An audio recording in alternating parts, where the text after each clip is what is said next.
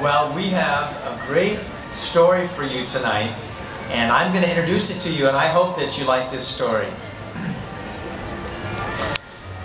Every Who down in Whoville liked Christmas a lot, but the Grinch, who lived just north of Whoville, did not.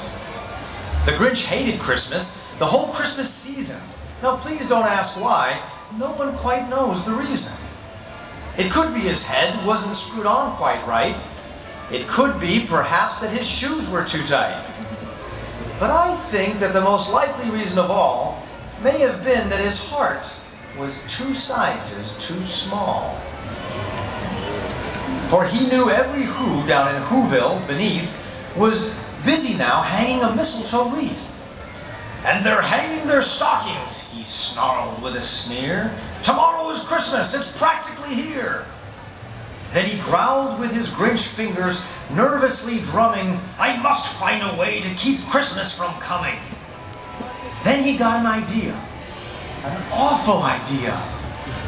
The Grinch got a wonderful, awful idea. "I know just what I'll do." The Grinch laughed in his throat, and he made a quick Santa Claus hat and a coat. And he chuckled and clucked, "What a great Grinchy trick! With this coat and this hat, I'll look just like Saint Nick." Then he loaded some bags and some empty old sacks on a ramshackle sleigh, and he hitched up old Max. Then the Grinch said, "Get up!" and the sleigh started down toward the homes where the Whos lay a snooze in their town. Then he slid down the chimney, a rather tight pinch, but if Santa could do it, then so could the Grinch. Then he slithered and slunk with a smile most unpleasant around the whole room, and he took every present. Pop guns and bicycles, roller skates, drums, checkerboards, tricycles, popcorn, and plums. He cleaned out that icebox as quick as a flash. Why, that Grinch even took their last can of Who hash. Then he stuffed all the food up the chimney with glee. "And now," grinned the Grinch, "I will stuff up the tree."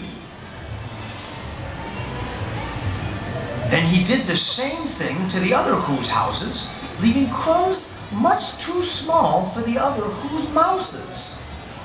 It was 1/4 dawn, all the Who's still abed, all the Who's still a snooze, when he packed up his sled. 3,000 feet up the side of Mount Crumpet, he rode with his load to the tip-top to dump it. But Christmas does come, as we all soon shall see, for the Who's down in Whoville and their magnificent tree. To all of you listening, the tall and the small, thanks for your ears. I've had quite a ball. Now sit back, relax, bundle up from the cold. The rest of our story is about to unfold. Happy holidays, and a great big Whoville thank you for Kirk Cameron.